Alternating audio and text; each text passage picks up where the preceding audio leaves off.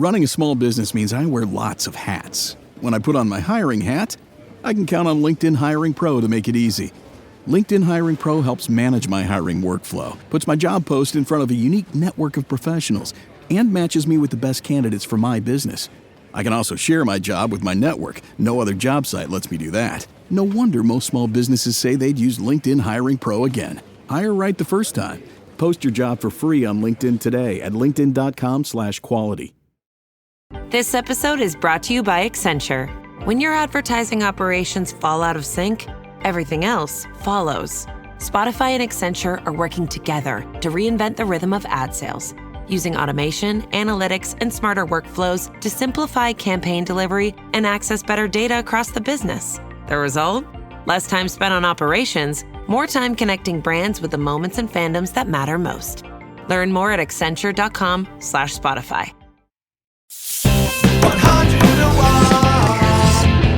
I think that's like one of the funny thing about the dynamics of being in a band is that you can't be loose all the time. Nah, you gotta be Which on is, it. I always think that's funny because when you're going to go see a band, when you're in the audience, that's your time to get loose. Yeah. But the people on the stage, Gotta be maybe tight. they want to be loose, but they've got to turn up. So how's that been for you? You know, I'm always interested in like Good. how you've got to take it seriously to an to an element. Yeah, it's like you do realise you have to be. There's a professionality to it. Like we've got a bit of a rule that we don't drink before going on stage because we want to play as best as we can. We want to know we've not, like, there's no reason for us fucking up. Do you know what I mean? Which is funny because you sort of look pissed when you're playing. Maybe that's a natural state that I just have to That's how stay you in. dance. I'm actually not allowed to drink at the minute because I've got cuts on my tongues. On my singular tongue. That's painful. Yeah. But Bit of a bastard. you know, you read about the North and it's like, you started last year, you put out this wicked EP Thank you. that I think has got some great, for me, I think of like the Exploding Hearts and like Buzzcocks. Yeah, There's like I'll a say really that. sick like power pop element to it that's Thank like, I think a lot of people understand that. I mean, when did you start, at what point were you like, okay, we're gonna go and make a record and like care about this and prioritize it? We met, like, I've been trying to find the right people since I turned 14. And that's when I started writing. And I started the band in a place called Scarborough. Don't know if anyone knows Scarborough. And then, oh shit, my cousin is also from Scarborough. Big up Scarborough. And then Sean, you started when you were 11, right? I started. My mum got me a drum kit for Christmas randomly, and then when I joined Year 7, up the march. I started drum lessons, and then from there, I just carried Start on. to the home. Yeah. Yeah, Start to the always. home. Bedroom. Yeah. It's funny, Billy, you say, and like same for you, Sean, I imagine like you're, from an early age, you're like trying to seek out those people where like, come on, let's have an adventure. Yeah, I think as soon as you start writing stuff, you just want to be able to get the other components for the song. Yeah. And yeah, I moved to Leeds with my mum when I was 16 just to start the band. I knew I was going to have to get a part-time job. And Sean is also in the process of trying to get a part-time job at I've the just minute. finished uni, so I had the backup of uni doing the band, and now uni's finished. I'm like, right. Do you know, the show does double up as like an opportunity to be like, Yeah. I'm available to hire. Look at how trustworthy I am. You need to get plug-in now. You got to say that you do all the advances, all the admin for the band. You're super organised. Yeah. That would be a lie. Do you know? I feel like it's probably a bit on the nose to say, but it's worth talking about like COVID. And you guys would have been teenagers That's, in COVID. So like, did that give you the chance to like think? Totally, bit of time. I think it gave everyone the chance to think. Maybe a bit too much, man. Yeah, that's when I started getting into music. I had nothing else to do, so yeah, that was the start of us meeting each other. You were writing songs. Was there like one song that you wrote and you're like, oh, that's the direction I'm going in? Not really, they were all fucking wank for the first couple of years, to be honest. I feel like, yeah, they only got half decent about a year or two ago, if that. So, yeah, that's when I started getting into music, started a band at school, under the same name. The name stuck, that's me and the name is the only thing that's kind of stuck all the way until I met these guys. So I think there's like, obviously this show is about like some of the jobs you do to get by, and we'll come to that in a little bit, but you know, it's never worth kind of overshooting like the work that goes into, you know, getting pretty good at your instrument and then writing a good song, which are completely two separate things. Like, you've got to fucking care, right? You've got to really care. Yeah, Totally. I think for me it was a bit like the band came quite easily. Well, I went to uni for Leeds. I went to Leeds for uni, sorry, and I got into jam nights, which is where you go to a bar and you just play drums. You just say, I play drums, and you go up and you just play with loads of random people. And I started doing that every Tuesday, and then from that, this guy who worked behind the bar went, do you want to do a last minute gig on Saturday? I was like, yeah, I'll do that. That was my first ever gig. I was like, finally, I got my first ever gig, and then played it. And then at the end, this guy comes over and goes, do you want to join my band? I was like, yeah. what's the guy called? The bar guy? Tom? George. Big up George. George from Northern Guitars. That's a He's the nice reason I'm story. here. And I'm a big fan of, like, you know, I grew up loving like the Goonies and Stand By Me, and the way that people are brought together in this sense of adventure. Like, that's like a small moment that it's like really now like a big moment. Changing. Hopefully Yeah. for Sean, that you're playing in like jam bands and going up to it, because that requires a lot of confidence. Yeah, you're just because I went to Leeds for music, and I just wanted to like get stuck in as much as I could. Actually, the place that I played my first ever open mic night in Leeds as well, which is weird. Because you just need to get out there. Because I went to uni, but I didn't meet these guys at uni. Yeah, I didn't go to uni. Yeah. And you're putting yourself out there, like, you're vulnerable. You Yeah, know, all it's those like scary. anxieties as you're a teenager, being like, oh, does this like shirt look good on me or something like that? Like, fuck all of that. Yeah. Like, you're putting yourself on a stage and like putting yourself out there. Was that like did you have to overcome? Oh yeah, there was a stuff lot. there? There was because I started kind of as a journey as a drummer myself, like just on my own individually, like how to be a better drummer, how to be better. Also, it's kind of like a mind game as well when you're playing. Yeah. And even now, like sometimes you just have to try and get in the zone as much as you can, because sometimes you've got a little voice in your head going like, you're going to mess up here or you're going to mess up there. So you just Think need about to, you just need to, like we've learned, you just have to enjoy it as much as you can. And if you enjoy it, it's a good show. I think there's always going to be that element where, especially when you're writing music, you'll do something just intuitively that you haven't thought anything really much about it, but then that will be like the best thing you've done. Yeah. And so there's that kind of weird tension of like the best shit that you'll do is like something you didn't really think about. Intentional. Yeah. I feel like live, you might hear it today, anyone that knows the songs on the EP, but there's like a thing that Sian does live on the last song on the EP where we all like lock in, and she just did that live once. Yeah. Yeah, So and it's then it like the just little stuck. random things Yeah. that stick. And how's that changed? Like, you know, you have a record label, great record label, Communion. You put out this sick EP. Like, you know, when you start a band, it's like, oh, wouldn't it be great to play a gig?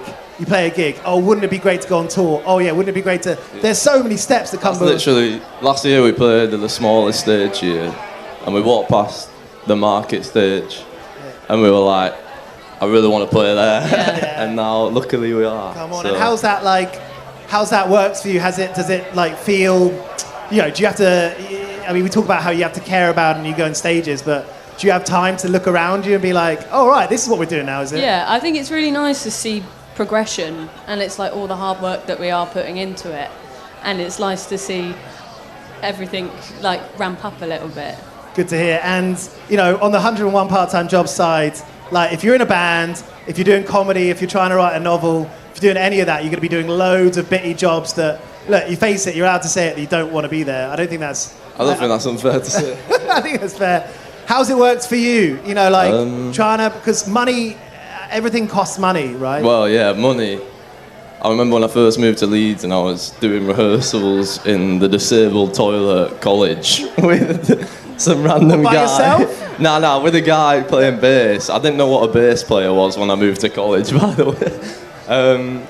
Yeah, I don't even know if people that I've known for a long time know that, but yeah, Quarry Hill Disabled College was being rehearsed in for the first week of the North in Leeds. So that saves you the rehearsal spaces. That saves the money. Because it's like 50 quid It's fucking expensive, space. man, Yeah. per night. And then how does it work now? Like you're obviously going on doing a lot of gigs, you're going on some tours, a Yeah. sold out tour at the end of the year. It's a Yeah. flex, isn't it? Fuck yeah. Thanks to anyone. I'm going to try and get into the London show. I can't get in there. There's not enough listeners. We'll get you in. But like, how does that work? Because you know you've got to make money in that meantime. Yeah. But there's this thing that you ostensibly love doing that you want to prioritise, but you can't prioritise it it's necessarily. It's like an investment of your time into what could be your future, I feel like. So, I mean, I've had 3 or 4 jobs since I've been in Leeds. Yeah. Sian, you've had a few trials, like mate, that Italian gaff, And I'm like, now I've finished uni, I'm trying to find like just a part-time job. But I think it's really difficult to find a job part-time for them, and then for them to be fine with me going, sorry, I can't play, I can't be here because I'm on tour for a few weeks. And a lot of people just don't understand that, and it's quite difficult because you do have to prioritise your passion over that if you really want it, and we do, you know. So it's just, I'm finding it quite difficult to find a job, even in Leeds at the moment, because all the students are finished, everyone's in my sort of shoes that are just trying to find a job.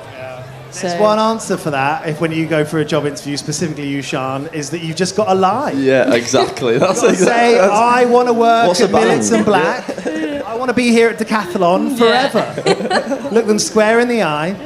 So what have you done in the past? Well, so I've been at uni. I did work in an Italian that got shut down after 2 weeks after it opening, so it wasn't very good. Were you part of that? Definitely Kitchen not. nightmares? That management was crazy. Yeah, once I served some pasta that said it was vegetarian and it had bacon in it. Yeah, and then I got the brunt of it, so... It's difficult. How about you, Billy? I was part of... my first job in Leeds was this place called Portside Fish and Chips. I got made the part-time manager there for a bit. I was frying my fish. And I'd fucking stank as well. That's the only thing. I'd go and play a gig after being in the chip shop, and everyone would be like, who's this fucking stinky bastard? It's that thin layer of grease on you forever. Oh, it was thick. It wasn't thin. I worked at the supermarket. I was a till boy for about 8 months. And so would always feel for the people behind the fish counter, because you just couldn't get away from that stink. Feel really doesn't bad. wash off. How did you deal with on the supermarket on the tills? Home bargains. I actually got pretty badly bullied out of that job by the manager. I don't mind though. Fuck you, Steve. Fuck you, Steve. He used to tell me I was balding, and he was the baldest man I've ever seen. That's insecurity, isn't it? Yeah, in its finest. I spent most of the time just hiding on my phone in the toilet, to be fair. Yeah. Booking gigs. Yeah, trying. Then I went on the dole for a bit. They found out I was in a band, so they tried to put me on self-employment. Right. And there's a minimum income floor where you have to earn 1.6k a month from the business, which we're not doing yet. So I was literally getting no money from Universal Credit. Again, fuck you, Universal Credit. I had 2 people at Universal Credit. I had that one person who was really mean, and then I had another guy who I walked in because they'd give the thing you had to get signed. It wasn't laminate. It was like something that could tear quite easily. So I kept it in my book, and I was reading a Patti Smith book. Just Friends. Which book? Is it Just Friends? Just Kids. Just Kids, sorry. And he was like, "Oh, you're into that kind of music, are you?" And I was like, "Yeah." And he invited me out to a reggae night that weekend. We went mad for it. I love that. That's probably the nicest guy that's worked at Job Centre Plus ever, bro. Totally. Yeah. And do you know what? In that kind of moment, because I'd go to the Job Centre some days and cry, and I'd go to the Job Centres next time and then get like a full English from Wetherspoons down the road. And they were like really kind of like the upsies, downsies of it. It's the juxtaposition week to week. And I think that like element of confidence, obviously like playing music, that's something that comes from having like an inbuilt confidence in yourself. But then there's always going to be half of your life that you're sort of penalised for doing that, and like therefore you're going to tank your confidence. Sure, yeah. Until you actually start seeing some progress, no one has any faith in you. I think no matter how good your music is as well. Right. Which I think is probably the hardest thing to overcome before getting to any point where you've like got a routine of gigging, is overcoming. I feel like that's probably mainly the big confidence builder other than playing, is accepting people that are going to understand until you hopefully get to this position. Yeah, we got like a lot of... So we used to rehearse at my uni, And my uni's is a music uni, so it's got quite like a jazzy sort of thing to it. We got a lot of hate for being an indie band. We got From uni people? Yeah. What do they want you to be? Yeah. Like a neo-soul, jazz sort of band. Which is fine. They can do them. We'll do us. Yeah, it was like overcoming that as well, and like music can be so like tribal, like divisive. That. I actually just got like someone went to me the other day when I mentioned an artist. It's like fuck you. Just music. That's the thing. Like modern days, everyone's trying to pick a side. I feel like, or they feel like they need to compare. Like I don't know if it's ever been like that before. And that's the thing about like social media at the moment with music. It's like when you join a band, you kind of have to become a social creator, like a content creator as well. The stuff that Billy's made us do with like when the soundtrack came out, we were lugging like a drum kit around the city, setting it up, and then like playing, like miming for like I a few minutes. I literally had to convince Chan this is gonna work. It was the most embarrassing thing ever. It did work. Even like in the band, you're gonna have to convince others to do it. Yeah, like, sure. I really don't want to fucking do this. It's boring. No, do it. Yeah. Are you the driver? Are you a driving force? I feel like You are. I enjoy doing it. I enjoy being the kind of leader. You need that, I think, sometimes. Like, Yeah, I think as much as we have a democracy where everyone's equal, you need someone knowing what the fuck's going on all the time. And people are going to be at different levels of it. Some people will see ahead. Some people will see a little bit more. Yeah, I think it's important to have different personalities in the band as well. Like when you're travelling and Yeah, to you kind of don't level want four everyone of me out. in a van, and you don't want four of Sian in a van. You don't want everyone to be just like Yeah, you. That'd be boring. I appreciate your time. This is the North, Thank you Sian for and coming Billy. to watch us. We give them a round of applause. What time are you playing? I don't know. 2:45. Sian knows she needs to be employed. You know everything. I that's thought I going was a on. leader for a bit there.